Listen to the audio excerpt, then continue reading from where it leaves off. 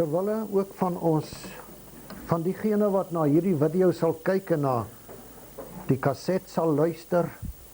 Ons is vanmôre hier in Bloemfontein op die 12de Oktober 1997 en ons is hier ter geleentheid van die inwyding van hulle nuwe aanbiddingsplek. En daarom het die Here vanmôre 'n besonderse boodskap op my hart gelê vir elkeen van ons, ook vir myself. En my tema is die onderlinge byeenkoms. Die onderlinge byeenkoms. Kom ons lees met mekaar saam uit Hebreërs hoofstuk 10. Hebreërs hoofstuk 10 en ons lees vanaf die 19de vers. Hebreërs 10 vers 19.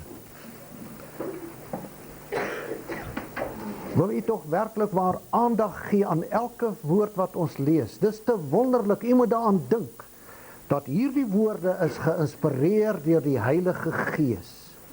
Dus ons kan nie een woord ligtelik lees nie. Terwyl ons dan, broeders, vrymoedigheid het om in die heiligdom in te gaan deur die bloed van Jesus, op die nuwe en lewende weg, wat hy vir ons ingewy het deur die voorhangsel heen, dit is sy vlees. En ons 'n groot priester oor die huis van God het, laat ons toetree met 'n waaragtige hart in volle geloofsversekerdheid, die harte deur besprenkeling gereinig van 'n slegte gewete en die liggaam gewas met rein water. Laat ons die belydenis van die hoop onwankelbaar vashou, want hy wat dit beloof het, is getrou. En laat ons op mekaar ag gee, om tot liefde en goeie werke aan te spoor. En laat ons onderlinge byeenkoms nie versuim, soos sommige die gewoonte het nie, maar laat ons mekaar vermaan, en dit des te meer, na mate julle die dag sien naderkom. Want as ons opsetlik sondig nadat ons die kennis van die waarheid ontvang het, bly daar geen offer vir die sondes meer oor nie, maar 'n verskriklike verwagting van oordeel en 'n vuurgloed wat die teestanders sal verteer. As iemand die wet van Moses verwerp, dan sterf hy, sonder ontferming op die getuienis van 2 of 3. Hoeveel swaarder straf, dink julle, sal hy verdien, wat die Seun van God vertrap het, en die bloed van die testament waardeur hy geheilig is, onrein geag, en die gees van genade gesmaad het? Want ons ken hom, wat gesê het, my kom die wraak toe, ek sal vergelde, spreek die Here, en weer, die Here sal sy volk oordeel. Vreeslik is dit om te val in die hande van die lewende God. Maar onthou die vorige dae, waarin julle toe julle verlig geword het, 'n groot lydensworsteling deurstaan het. Gedeeltelik omdat julle deur smaad en verdrukking 'n skouspel geword het, gedeeltelik omdat julle deelgenote geword het van die wat in so 'n toestand verkeer het. Want julle het ook saam met my gevoel in my boeye. En julle het die berowing van julle goed met blydskap aanvaar, omdat julle wis dat julle in julself 'n beter en blywende besitting in die hemele het. Werp dan julle vrymoedigheid wat 'n groot beloning het, nie weg nie. Want julle het lydsaamheid nodig om nadat julle die wil van God gedoen het, die belofte te verkry. Want nog 'n klein tydjie, en hy wat kom, sal kom, en nie versuim nie. Maar die regverdige sal uit die geloof lewe. En as hy hom onttrek, het my siel geen welbehae in hom nie. Maar by ons is daar geen onttrekking tot verderf nie, maar geloof tot behoudenis van die siel. Broeder, suster, is dit nie kragtige, majestueuse woorde nie? onderlinge byeenkoms. Ek lees weer vir u die 25ste vers. En laat ons onderlinge byeenkoms nie versuim, soos sommige die gewoonte het nie. Maar laat ons mekaar vermaan, en dit des te meer, na mate julle die dag sien naderkom. Dus dis nie net vandag wat sommige die gewoonte het, om die onderlinge byeenkoms te versuim nie. Dit was al so in die dae van die Nuwe Testament. Maar ek wil net eers met u kyk daar na die 19de vers. Terwyl ons dan, broeders, vrymoedigheid het, om in die heiligdom in te gaan deur die bloed van Jesus. Terwyl ons dan, broeders, die vrymoedigheid het, om in die heiligdom in te gaan deur die bloed van Jesus. Weet jy, my broer en suster, dit laat my onmiddellik al sidder, om in die heiligdom in te gaan deur die bloed van Jesus. Waar as in die dae van die Ou Testament, ons het gelees daar met die inwyding van Salomo, en u kan dit ook maar op baie plekke lees in die Bybel, die tempel of die tabernakel het bestaan uit hierdie twee kompartemente, die heilige en die allerheiligste. Daar was natuurlik rondom nog die voorhoof ook in, so aan. Maar in daardie heilige der heilige, waar die ark van die verbond was, kon die hoëpriester, net die hoëpriester, 1 keer 'n jaar ingaan, en dit nie sonder bloed nie, maar dit was die bloed van ramme en stiere en so aan. En daardie priester het met baie groot vrees en bewering in daardie heiligdom ingegaan. Dit is baie interessant om dit te bestudeer. En ons ly groot skade, my broer en suster, omdat ons nie meer werklik aandag gee aan daardie dinge nie. Dit is mos Ou Testament, dit is mos verby, maar dit is nie so nie. Daardie hoëpriester met sy spesiale gewaad aan, en wat onder op die soem van die gewaad was daar klokkies en garnaaitjies, sodat, en dit was natuurlik 'n indrukwekkende gesig om die priester in daai gewaad van hom te sien. Dit word vir ons baie mooi beskrywe. Maar as die priester so loop en die rok so beweeg, dan hoor jy daai klokkies en daai granaatjies se geluid. En die volk buitekant het ernstig gewag. Want as daardie priester met 'n verkeerde gesindheid in die heilige der heilige ingegaan het, en hy was nie reg voorberei en reg toegewy nie, want God ken mos ons harte, dan sou die Here daai priester net daar met die dood getref het.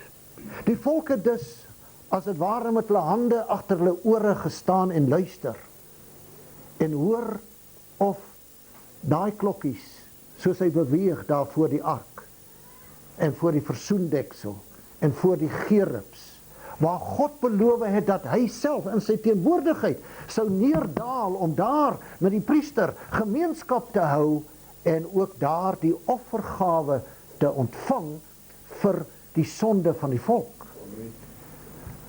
Solank daai klokkies gehoor kon word, het die volk geweet, nee, God is nou besig om te aanvaar wat die priester namens ons almal bring. Toe kom ons hoëpriester, die Here Jesus self. En hy offer homself aan die kruis van Golgotha. En hy stort sy eie bloed. Broer en suster, ek kry hoendervleis as ek daaroor praat en daaraan dink. U het my seker al baie gehoor op die kassette waar ek sê, u moet u Bybels met u verbeelding lees. U moet, en die Heilige Gees sal u help. U moet hom vra, om vir u saam met die hoëpriester daar in die heilige der heilige in die teenwoordigheid van God te laat staan. Toe kom ons Here Jesus en hy stort sy eie bloed. Nou ek gaan 'n paar skrifte vir u noem, want ek sien die tyd gaan my inhaal, en ek wil ook nie hê u moet so moeg word dat u nie vir my end uit wil hoor nie, want ek het 'n baie spesiale boodskap vir u. Maar as u kan ook daar 'n nota van maak. In Johannes 20 vers 17, lees u hierdie woorde. Dit is in die tuin net na die opstanding. Toe Maria gegaan het en nog Jesus se liggaam gaan soek het om te balsem, want sy het gedag hy's dood, en sy liggaam weg te neem en aan die liggaam die regte eer te bewys. En hier verskyn die Here Jesus aan haar, maar sy dink toe dit is die tuinier. En toe die Here Jesus haar naam noem, toe herken sy sy stem. En sy sê Rabboni, en sy hardloop om hom aan te raak en sy voete te omhels. Dan sê hy daar in ons ou Bybel, moet my nie aanraak nie. Maar in die nuwe Bybel sê hy, moet my nie vashou nie. Luister nou mooi, want ek het nog nie opgevaar na my Vader en jou Vader, en na my God en jou God nie. Nou sê die slim mense vir ons, volgens die oorspronklike Grieks, en volgens die grammatika van die woorde wat daar gebruik is, die tye, die tenses, wat daar in gebruik is, het Jesus vir haar eintlik gesê, ek vaar nou net op, na my Vader en jou Vader, en na my God en jou God. Maar 'n week later, as jy nou verder in daardie hoofstuk lees, 'n week later, toe verskyn die Here Jesus, terwyl sy disippels met geslote deure by mekaar was, in hulle midde, en hy sê vrede vir julle. En Thomas, wat op die vorige geleentheid nie daar was toe Jesus verskyn het, en dit nie wou glo nie, het gesê, as ek nie my vingers vat, en dit in die gate in sy hande sit, en in sy voete, en my hand in sy sy nie, sal ek nie glo nie. En op daai oomblik, toe Jesus weer verskyn, dit is toe nou net nadat hy met Maria gepraat het in die tuin. As jy die verhaal mooi ontleed en by mekaar sit, dan sal jy sien dit is so. En sê ek vaar nou net op na my Vader en julle Vader en my God en julle God. En toe hy nou daai week later verskyn, toe sê hy toe was Thomas ook saam met die ander. Toe sê hy Thomas, kom en bring nou jou vinger en sit dit in die gate. Ons ken die verhaal. En moenie ongelowig wees nie, maar wees gelowig. Jy het nou geglo, Thomas, omdat jy gesien het. Salig is hy wat nie gesien het nie, en tog geglo het. Is dit nie wonderlik nie? Nie een van ons vanmôre hier het gesien nie. Maar ons is hier omdat ons glo. Is dit nie wonderlik dat Jesus vir u en vir my salig spreek nie? Is dit nie wonderlik nie?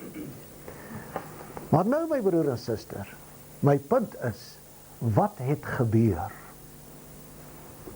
Tussen daardie eerste verskyning en die tweede verskyning.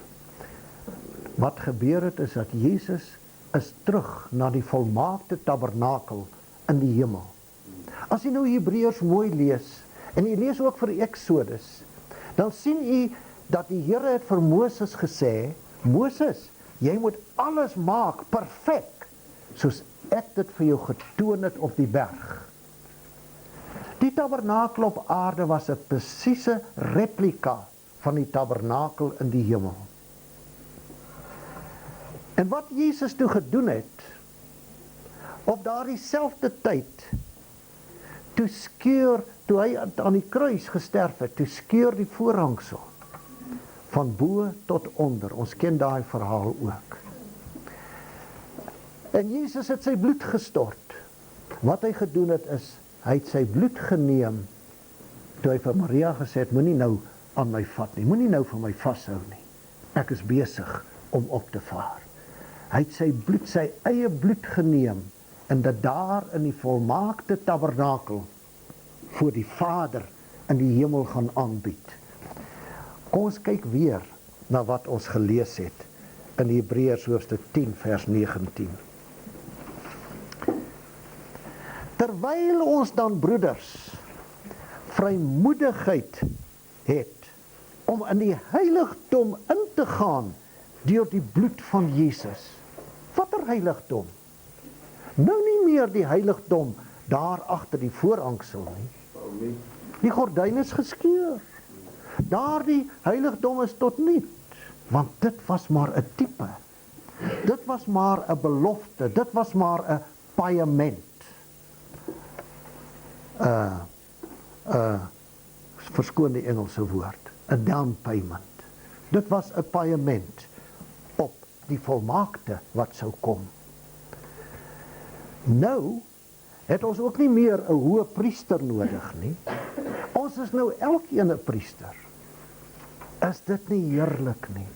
Ek het nie nodig om na 'n paus of 'n priester of sy naam nou predikant of pastoor is of wat ook al te gaan om vir my by die Here voor te stel nie. Jesus het dit self gaan doen en hy het sy bloed vir my gestort, vir u gestort, sodat ons, luister my broer en suster, vrymoedigheid. Ons moet vrymoedigheid hê deur die bloed van Jesus om in te gaan in die heilige der heilige. Hoekom het Jesus opgestaan? Goed, my broer en suster, daaroor kan ons vandag praat. Maar weet u waarom Jesus opgestaan het? Jesus het opgestaan uit die dode, omdat die Vader die offer van sy bloed aan die kruis aanvaar het. Dit was genoeg vir u en vir my. Dit was genoeg vir Israel. O, prys die Here. Broers en susters, kom ons bid met God. Ek sal vanmorgen net nou vir u daai paar tekste gee. Kom ons bid die Here, dat die Here vir ons weer predikers sal opwek. Apostels, profete, herders, leraars, evangeliste, wat weer God se volk se harte kan wakker maak, sodat die hemelse dinge uit die hemel in ons harte weer eens kan neerdaal, dat ons kan lewendig word en op ons voete staan. Hierdie heerlike voorreg dat ek vrymoedigheid kan hê om in te gaan in die heilige der heilige. Ek wil u nie verleë maak vanmôre nie, maar ek wil dit tog sê as 'n uitdaging, omdat ek dit ook aan myself sê. Wanneer laas was u in die heiligdom? Wanneer laas was u daar? Wanneer laas was u daar dat u soms nie kan praat nie? Dat u net op u aangesig wil lê. Die teenwoordigheid van die Here. Dat hy op u neergedaal het. Dat God aan u wonderlike openbaringe gegee het. Skrifte vir u oopgemaak het. Dinge vir u gesê het. Vrymoedigheid. Ek het alleen vrymoedigheid deur die bloed van Jesus, want uit my eie verdienste het ek dit nie. Maar deur sy bloed het ek volkome vrymoedigheid. En wat nou so ernstig is, kyk bietjie in die 35ste versie van ons geleesde gedeelte. Werp dan julle vrymoedigheid. Dis mos nou dieselfde vrymoedigheid wat vers 19 van praat. Werp dan julle vrymoedigheid wat 'n groot beloning het, nie weg nie. Want julle het lydsaamheid nodig, om nadat julle die wil van God gedoen het, die belofte te verkry. Want nog 'n klein tydjie, En hy wat kom sal kom en nie versuim nie. Maar die regverdige sal uit die geloof lewe. En as hy hom onttrek, het my siel geen welbehae in hom nie. Het my siel geen welbehae in hom nie. Dus as ek my vrymoedigheid weggooi, het God se siel geen welbehae in my nie. Dan is ek mos verlore, my broer en suster. Besef ek dit genoeg. Maar by ons is daar geen onttrekking tot verderf nie, maar geloof tot behoudenis van die siel. Ek glo God is besig om ons volk wakker te maak. Ek glo God is besig om sy woord weer na sy volk toe terug te bring. U sal dit sien. Ek glo dit met my hele hart. En magtige tekens en wonders gaan nog volg.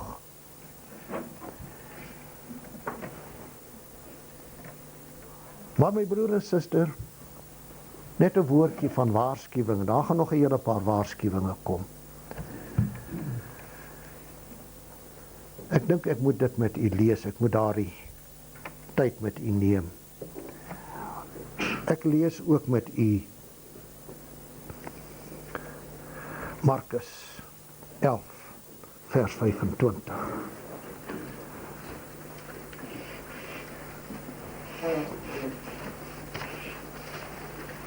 Ek begin by die 22ste vers. Markus 11 vanaf vers 22. En Jesus antwoord en sê vir hulle, dis nou nadat die vyeboom verdroog het toe die Here dit bestraf het. En Jesus antwoord en sê vir hulle, julle moet geloof in God hê. Want voorwaar ek sê vir julle, dat elkeen wat vir hierdie berg sê, lig jou op en gooi jou in die see, en nie in sy hart twyfel nie, maar glo dat wat hy sê, sal gebeur. Hy sal verkry net wat hy sê. Is dit nie geweldig nie? Hy sal verkry net wat hy sê. Daarom sê ek vir julle, alles wat julle in die gebed vra, glo dat julle dit ontvang, en julle sal dit verkry. Maar my broer en suster, ek het self hierdie vreeslike groot fout in my lewe gemaak. En baie keer al hierdie belofte toegeëien, maar ek het ongelukkig opgehou by vers 24. Maar vers 25 sê, en wanneer julle staan en bid, vergeef as julle iets teen iemand het, sodat julle Vader wat in die hemele is, ook julle oortredinge mag vergewe. Maar as julle nie vergewe nie, sal julle Vader wat in die hemele is, ook julle oortredinge nie vergewe nie. Nou net terloops, hou hierdie punt, net terloops, ek is besig om met u te praat oor die onderlinge byeenkoms. Ek is besig met u te praat oor die gemeente. My broer en suster, dis nie maklik in 'n gemeente nie. En ons het ook vanmôre al gehoor, daar's groot stryd in 'n gemeente. Maar as ons nie die saak regmaak nie, het ons geen vrymoedigheid met die Here Jesus nie. En sal u ook die vrymoedigheid hê om in daai heiligdom in te gaan? U sal dit nie hê nie, want die Heilige Gees sal u terughou. Hy sal u oortuig. En as ons nie vrymoedigheid het met mekaar nie, sal ons ook nie daarin gaan nie. Dus die gemeente is 'n magtige instelling van God. Ja, amen. Dis 'n magtige instelling, dis 'n familie om u en my op te voed vir God se ewige koninkryk.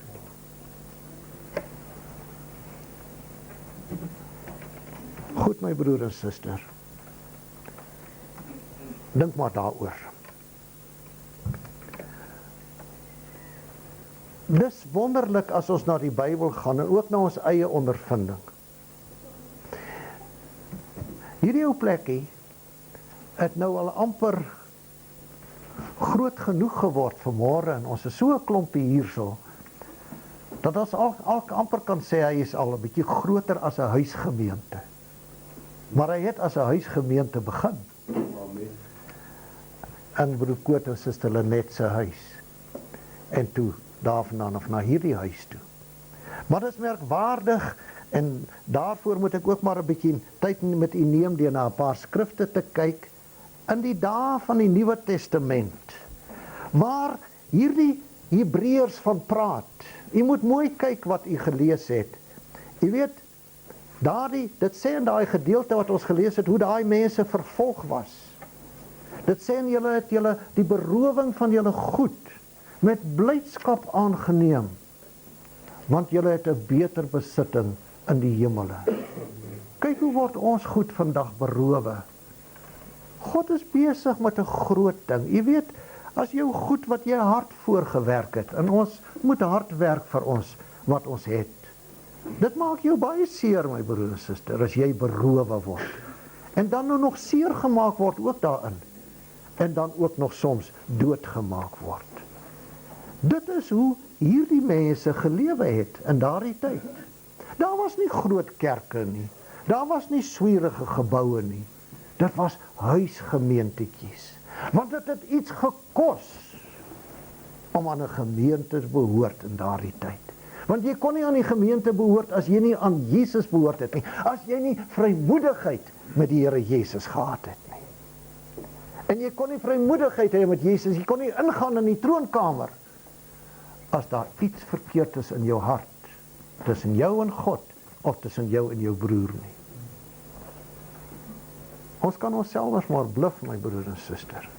Maar die Heilige Gees is te getrou, en u weet goed wat ek vanmôre sê. As 'n mens jou hart nie skoon gemaak het nie, het jy geen vrymoedigheid nie. Kom ons kyk na Romeine 16 vers 5. Groet ook die gemeente by hulle aan huis. Groet Epenetus, my geliefde, wat die eersteling van Agaia is vir Christus. En as jy nou daar die groet al die broers en susters wat daar genoem word, en u wat in 'n gemeente is, u wat hierdie ou plekkie so mooi gebou het, u weet dit al klaar. U weet, broer en suster, 'n gemeente is lief vir mekaar. Broers en susters is lief vir mekaar. Prys die Here. En hierdie name is vir my kosbaar, want elkeen van hulle het 'n geskiedenis en 'n betekenis aan hulle geheg gehad. Kom ons kyk na 1 Korintiërs 16 en vers 19. Net vir u wys hoe dat die gemeentes in die huise. 1 Korintiërs 16 vers 19. Die gemeentes van Asië groet julle. Aquila en Priscilla saam met die gemeente wat in hulle huis is, laat vir julle baie groete weet in die Here. U sien, broeders, ek gaan vir u nog 'n paar tekste lees, maar daai eerste Christene, luister mooi, het aan gemeentes behoort. Ons kan nie losloop nie. Ons het mekaar nodig. Ons het die gemeente nodig. Ons het die samekomste nodig. Daarom lees ek weer vir u my teks. Hebreërs 10 vers 25. En laat ons onderlinge byeenkoms nie versuim, soos sommige die gewoonte het nie. Ons het die onderlinge byeenkoms nodig, soos sommige die gewoonte het nie. Maar laat ons mekaar vermaan, en dit des te meer, na mate julle die dag sien naderkom. In die gemeente moet ons ook mekaar vermaan. En as jy al 'n bietjie ondervinding het om die Here te dien, luister nou mooi of u nie sê wat ek nou sê die waarheid is nie. Wat is die maklikste of wat is die swaarste? Om te vermaan of vermaning te ontvang? Ek sê vir u, my broer en suster, Jy het groot genade nodig om te kan vermaan. Vermaning beteken nie om iemand die waarheid te vertel nie, iemand 'n bietjie af te skil en af te ransel nie. Nee, vermaan moet in die regte gesindheid wees. Dit moet in waaragtige liefde.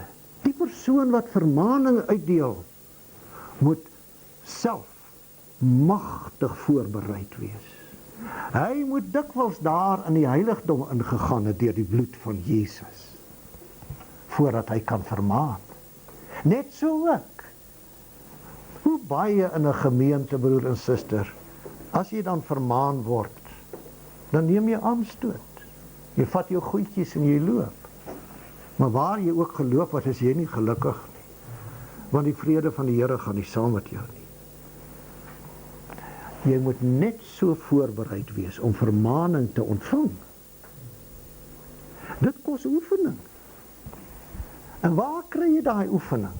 Jy kry daai oefening in die gemeente. Ons word geleer om mekaar te verdra. Baie keer op my tone getrap gewees het. Maar ek hou maar nog vas. Ek bly maar nog daar. Prys die Here. Ons groei, my broers en susters. Ons groei in heiligmaking. Ons groei in die gestalte van ons Here Jesus. Halleluja. Hulle het in sy gesig gespieg. Hulle het sy baard uitgetrek en hy het vir hulle gebid.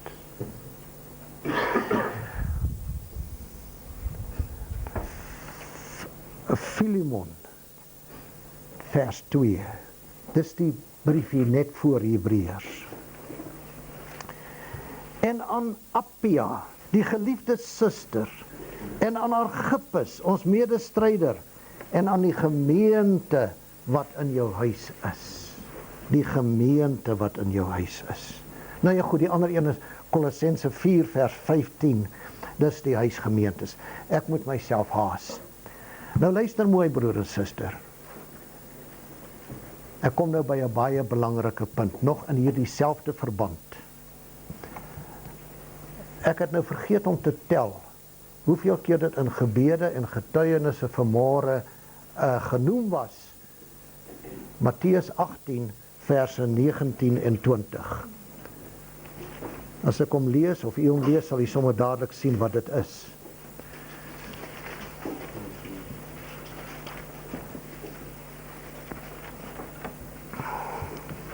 Voorwaar, ek sê vir julle, alles wat julle bind op die aarde, sal gebonde wees in die hemel. En alles wat julle ontbind op die aarde, sal ontbonde wees in die hemel. My broer en suster, dis Jesus het dit gesê. Dus is dit die waarheid. Weer sê ek vir julle, as twee van julle saamstem op die aarde oor enige saak wat hulle mag vra, dit sal hulle te beurt val van my Vader wat in die hemele is. Want waar 2 of 3 in my naam vergader, waar 2 of 3 vergader in my naam, daar is ek onder hulle. Ja, weet jy wie daai is ek is? As jy nou nie oorspronklik gaan, dis die ek is. Dis die almagtige God. Dit is sy naam. Toe Moses by die braambos vra, nou wie is u? Toe sê hy, ek is wat ek is. Hy is die ek is. Kan dit waar wees, broer en suster? U moet hieroor nadink. Ons is vanmôre baie meer as 2 of 3. As ons waaragtig in sy naam vergader is en ons stem saam, is die ek is in ons midde. En daar's niks wat in sy teenwoordigheid nie kan gebeur nie. Ek wil vir u net 1 of 2 illustrasies gee. Ek weet hulle is baie oud, maar dit is werklikheid. En ek dank die Here, dit gebeur nog. Eendag toe kom daar 'n vrou met haar dogter by my. Vir baie van u het ek dit al vertel. U het dit op baie kassette ook gehoor. En die dogter, geen dokter kon haar gesond maak nie. Hulle was by die beste dokters in Johannesburg. En hulle kon haar nie gesond maak nie. Hulle kom na my toe en ons is daar in 'n kamertjie, net die 3 van ons. En ek praat met die moeder, ek sê, mevrou, glo julle in die Bybel? Ja, ons glo alles wat daar staan. Ek sê, mevrou, glo julle dat die Here gesê het, waar 2 of 3 in my naam vergader is, daar is ek in hulle midde. Sy sê, ja natuurlijk, dit was Engels sprekende mense. Sy natuurlijk glo ons dit staan in die Bybel. Ek sê, mevrou, besef u wat u sê? Waar 2 of 3 in my naam vergader, daar is ek in hulle midde. Liewe toehoorders, toe manifesteer die almagtige God sy teenwoordigheid in daai kamertjie, dat ek skaars op my voete kon staan. Ek sê, mevrou, hy's hier. Hy het dit dan beloof, waar 2 of 3 in my naam vergader is, daar is ek in hulle midde. Die meisie het hier so gestaan. En toe ek dit sê, toe bars sy uit in trane en sy begin verskriklik huil. Ek dacht toe nou, wat het ek nou gedoen? Om die meisie te ontstel. Ek draai na toe, ek sê vir haar, what is the matter? Sy sê, I am healed. Ek is gesond. Ek sê vir haar, hoe weet jy dit? Sy sê, die pyn is weg. Liewe vriende, ek het met daai, hulle het nie aan ons gemeente behoort nie. Maar die Here was vir my baie genadig. Ek was baie bekend in vereniging. Hulle het my dikwels hospitaal toe geroep en ek kan vir u heel môre vertel van wonderwerke wat in die hospitaal gebeur het. Wonderwerke. En maar ek het met hulle kontak gehou vir jare. Sy is kort daarna getroud want sy was toe al verloof. Haar seentjies het al begin skool gaan, toe het ek nog met hulle kontak. Volmaak gesond, wat geen dokter vir haar iets voor kon doen nie. Wat is die resultaat? Die teenwoordigheid van die Here, waar 2 of 3 in my naam vergader is. Nou miskien op 'n ligter trant, broer en suster, maar op 'n ernstige trant. Ek het baie keer gesê, hoekom het Jesus gesê, hoekom het hy net 2 en 3 gemaak? Ons weet almal, veral ons Israeliete, ons harde koppe, my broer en suster, om mense te kry om met mekaar in ooreenstemming te wees. Dalk as die Here gesê het 4 of 5 of 6, dan het die wonderwerke dalk minder plaasgevind. Dit is makliker om 2 en 3 te laat saamstem, as 5 en 6 en 10, en hoeveel is ons hier vanmôre, 150 gehad. Dit is moeilik. Ons stem nie saam terwyl ons hier is nie. Ons het baie menings en baie gedagtes. Dis die waarheid. Is dit jy, broer François, wat daar sit? Is dis nie François nie, nee? Nee, ekskuus. Daar sit 'n man, hy lyk net soos François. Broer Bles, jy weet van François, hoe die Here hom van sy kanker gesond gemaak het. Net so. Ag, ons kan vir u baie vertel, hierdie dinge is die waarheid. Prys die Here. Maar nou my broer en suster, die 2 en 3, die huisgemeentes en die groter gemeentes, sal ons nie vanmôre met die inwyding van hierdie plekkie ons selfs opnuut aan die Here wy. En sê, Here, ek gaan weer probeer om in ooreenstemming met my medebroers en susters te kom. Nou, soos ek dit verstaan, is dit in sy kern nie nou moontlik nie. Laat my verduidelik. Paulus skrywe aan die Korintiërs en hy sê ons sien soos deur 'n spieël in 'n raaisel. En ons ken nog ten dele. Eendag sal ons ten volle ken. Ons ken nog ten dele. Ek is die eerste om te erken dat ek ten dele ken. En so ken u ten dele, want so staan dit in die woord. Maar nou moet ons, as twee van julle saamstem op aarde, ons moet met mekaar saamstem. Ek sê nie, my broer en suster, ruwe en grove dwaling nie. Ek kan byvoorbeeld, om maar net een te noem, ek kan nie met 'n Rooms-Katoliek saamstem nie. Daar's basiese verskille. Maar ons Israeliete, en ek wil nou nie Ekklesia nou propageer nie. Maar as ek dan verkeerd is, dan is dit omdat ek ten dele ken.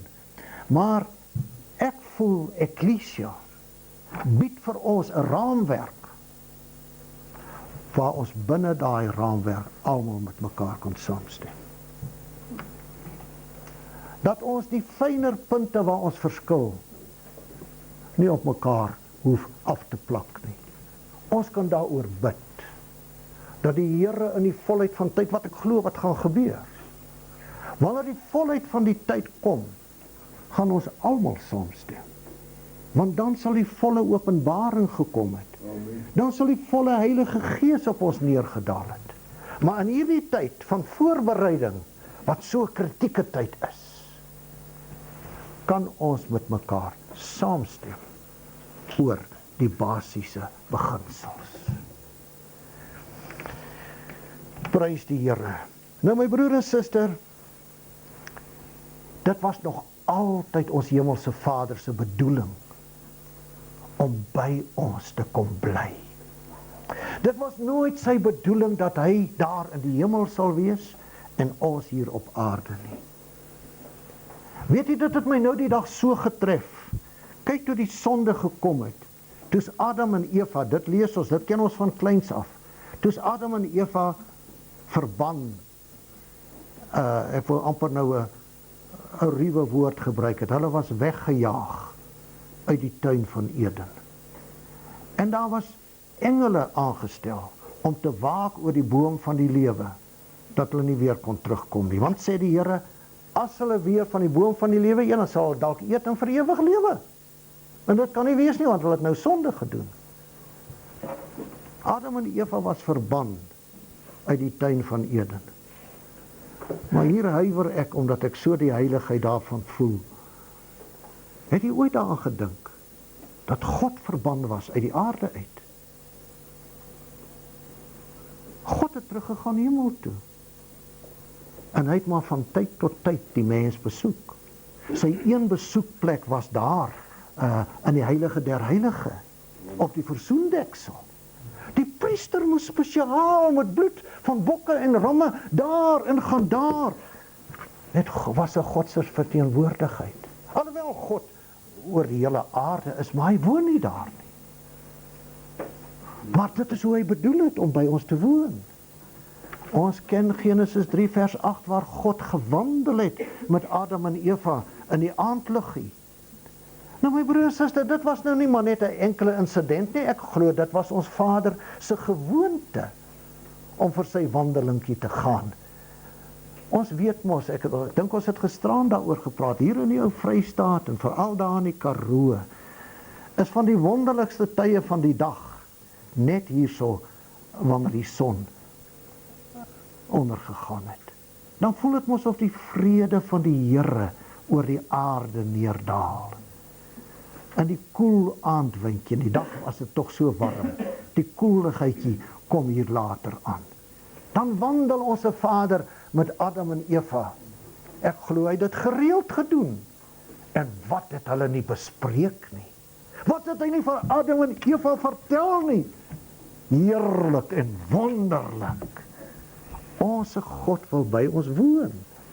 Ek glo hy het die gemeente daar gestel as een van sy middele.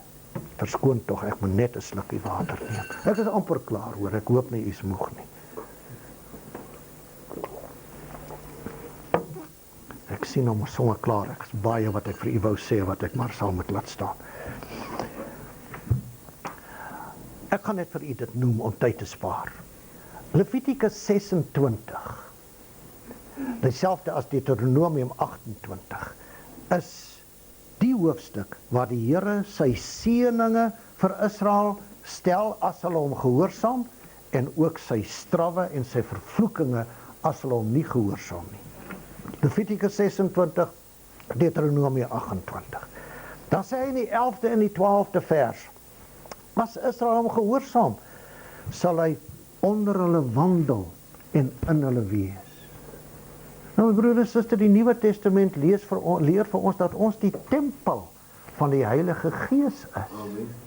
Hierdie is nou 'n tempel, 'n plek om ons te beskud teen die elemente daar buitekant, om 'n plekkie te hê waar die gemeente kan saamkom. Maar dit is in werklikheid nie die tempel van God nie. Dis maar net die plek van samekoms. Ons is die tempels. Elkeen van ons. En God het dit beskik deur die bloed van Jesus, dat hy weer in ons kom woon. Jy moet 'n bietjie daaroor dink. Dalk het jy van tevore, maar ek wil net die gedagte neig, dat jy daaroor dink.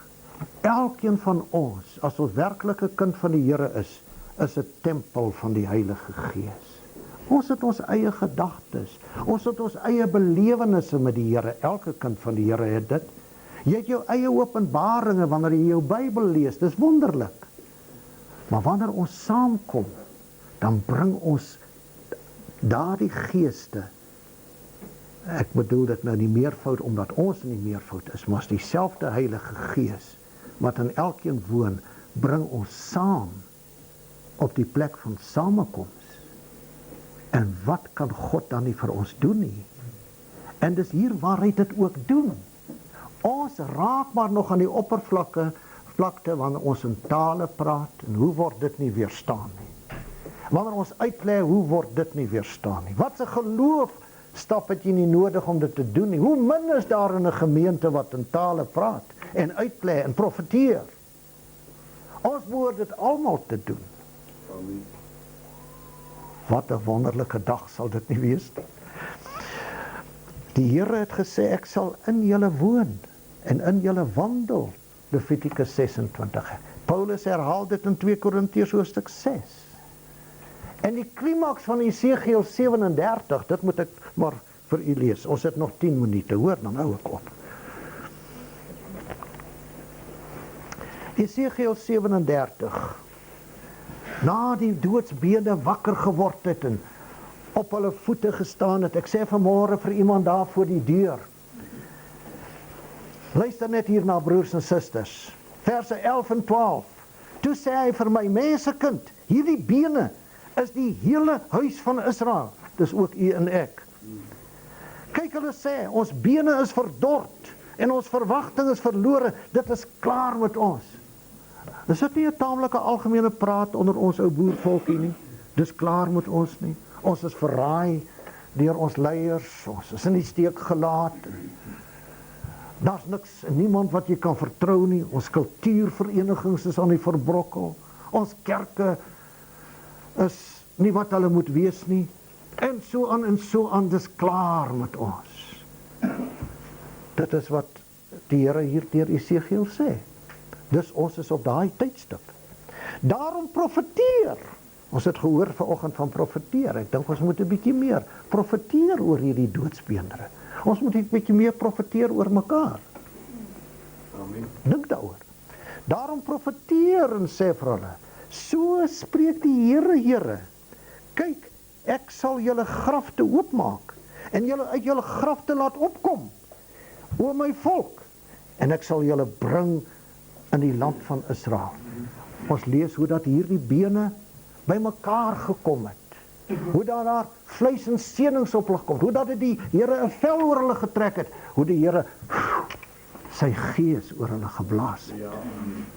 En hulle het opgestaan, 'n magtige leer. Ek sê vir die broer daar buitekant vanmôre, die wêreld het nog nooit 'n volk gesien vervul met die Heilige Gees. Amen. Nog nooit. 'n Gideon verslaan 'n magtige leer met 300 man. 300 man. Terloops, hulle het met mekaar saamgestem. Ja, waaragtig waar hulle het met mekaar saamgestem. Broer en suster, 'n Dawid, ou jong seentjie, die slim mense sê vir ons, hy was omtrent 17 jaar, toe hy vir Goliat verslaan het. Hy verslaan daar die reus, en daardeur die hele leer van die Filistyne. Dis Dawid wat sê, met my God spring ek oor 'n muur, met my God loop ek 'n bende storm. 'n magtige leer, 'n hele volk vol van die Heilige Gees. Geen heiden, geen, wat sy naam ook al is, of hy 'n Mandela is, of wie ook al sal voor hom staan nie. Die heiden weet nie, dat hy eintlik aan die verloorkant is nie. Die heiden weet nie, dat daar 'n groot slagting vir hom wag, binnekort. Maar net so weet ons volkie ook nie, dat daar vir ons wag 'n groot verheerliking. Want dit word nie vir ons gepreek nie. Kom my broer en suster, laat ons mekaar ondersteun en versterk in die gemeente. Laat ons mekaar daar opbou. Ek het so baie en wonderlike skrifte daaroor gehad, maar die band gaan my nie toelaat nie. Ek moet dit vir u sê. Hierdie eerste gemeentes, hierdie huisgemeentes, omdat hulle swaar gekry het, en omdat hulle doodgemaak was vir hulle geloof. Ek gebruik nou 'n lelike woord, maar dit is goed bekend in ons ou volkie. Daar was geen joiners in hierdie gemeente. Amen. Want hierdie mense het geweet, as hulle by hierdie gemeente aansluit, kan dit hulle lewe kos. En baie van hulle het hulle lewens afgelê. Dit word vir ons deur geskiedkundiges gesê dat daar was nie 'n familie van wie daar nie ten minste een uitgeneem is om vir die wilde diere gegooi te word of aan die brandstapel gebrand te word. Dit het jou iets gekos, jou geloof. Die gevolg was, my broer en suster, hulle was opreg. Hulle was bekeerd. Hulle was bekeerd, het u my gehoor. Weet u, my broer en suster, ek sê dit op baie van my kassette, want ek preek dit vir jare, want ek glo dit. 'n bekeerde mens is 'n maklike mens om mee klaar te kom. Amen. Want hy het gekom in die heiligdom deur die bloed van Jesus. Hy het besef, ek sondaar, ek is gewas in die bloed van Jesus. Hoe durf ek nou, omdat my broer of my suster nou nie presies is soos ek is, of presies dink soos ek dink, hom nou gaan veroordeel nie? Dis God se wonderwerk en genade dat ek in sy heiligdom is. Ja. As dit nie vir sy geduld en liefde met my was nie, dan was ek ook nie daar nie. So Spurgeon gesê, die bekende ou gesegde, die prins van predikers in Engeland in 'n vorige eeu, toe hy die ou dronklap teen die straat sien afwaggel, to say, there but for the grace of God go I. En u en ek is nie ook so nie. As ons nie God se genade gehad het nie, was ons nie vanmôre hier nie. Amen. Nog 5 minute, broer en suster, verdra my. Efesiërs hoofstuk 4. Pragtige hoofstuk oor die gemeente.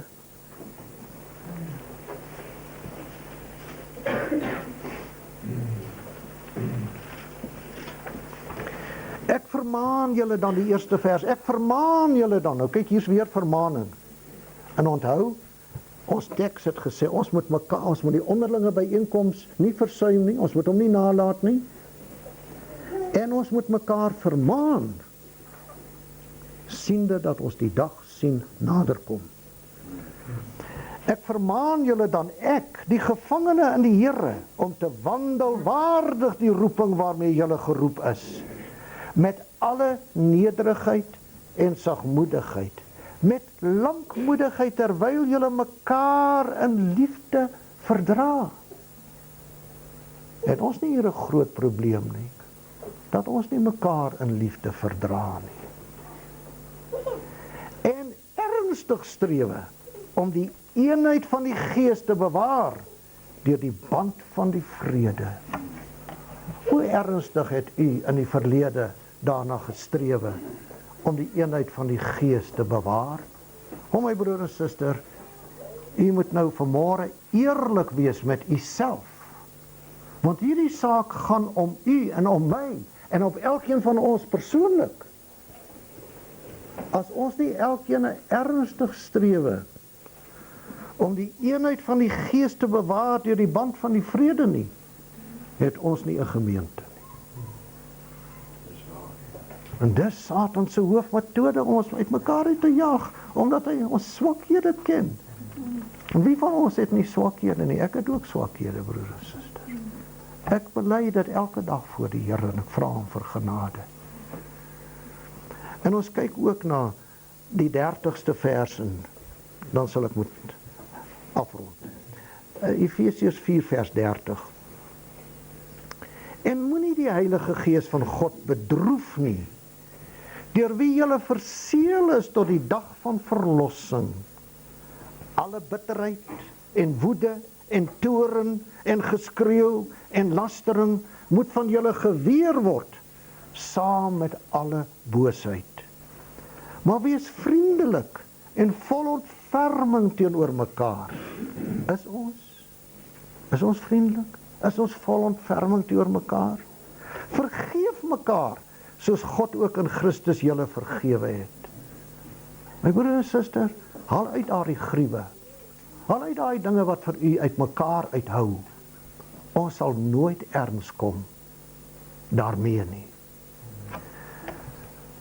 En dan rond ek af met daai selfde hoofstuk, Efesiërs 4, u moet hom self mooi bestudeer. En ek lees vanaf vers 11. En hy het gegee sommige as apostels, ander as profete, ander as evangeliste, ander as herders en leraars. Ag, meeste Christene weet nie eers van hierdie woorde nie.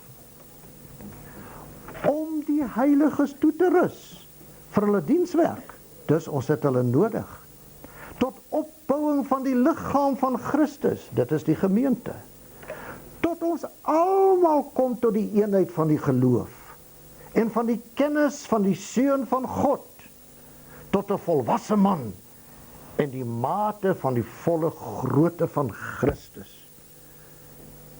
Dis ons bestemming. Sodat ons nie meer kinders mag wees nie, wat soos golwe geslinger en heen en weer gedrywe word, deur elke wind van lering, deur die bedreery van die mense, deur sluiheid, om lustiglik tot dwaling te bring.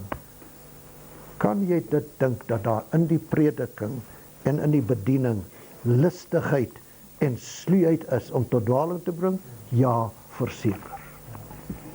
As daar ooit 'n plek is wat die Satan gebruik, is dit die preekstoel. Verskriklik. Maar is hier waar die gemeente, as die gemeente hulle selfs onderwerp het aan Christus. En ons is mos almal met die Gees vervul, ons behoort te wees. Ons is elkeen 'n tempel van die Heilige Gees. So dat as my prediker dan begin dwaal volgens my mening, dan moet ek hom in liefde vermaan. En hy moet dit in liefde ontvang. En sê, broeder, suster, kom ons kniel voor die Here. Is dit werklik so? Kom ons gaan na die woord. En dan wag op die Here. En ek sluit. Om hand aan hand, is heilig wat ek nou sê. Om hand aan hand, deur die bloed van Jesus, in die heiligdom in te gaan. In die heiligdom is geen bedrog nie. In die heiligdom is geen skaduwees nie. Jy kan nêrens wegkruip nie. In die heiligdom word alles ontbloot. Sal ons dit doen? God help ons. En God gebruik ook hierdie ou gemeentietjie en hierdie aanbiddingsplekkie om ons te lei na daardie heerlike hoogtes wat vir ons bestem is in Christus Jesus ons Here. Amen. Hemelse Vader, ons sê vanmôre saam met Petrus, Here, na wie toe sal ons gaan? U alleen het die woorde van die ewige lewe. Na wie toe sal ons gaan? Here ons God, ons kan nie weghardloop van u woord nie. Here ons God, ons kan nie daarby verbykom nie. Help ons dan vanmôre, dat elkeen van ons van hierdie plekkie sal gaan, met 'n diepe selfondersoek. Here, as daar miskien iemand vanmôre is wat nog nie eers die eerste stap geneem het van bekering nie, wil u hom of haar waarlik red, as jy hulle vanmôre oortuig het van sonde, en van geregtigheid, en van oordeel. Maar die ware Here, almal van ons wat u naam bely, en bely dat ons u kinders is, Here, bring ons in die heiligdom. Here ons God, ons pleit die bloed van Jesus. Kom doen dit uit genade, in Jesus naam. Amen. Baie dankie, kom ons.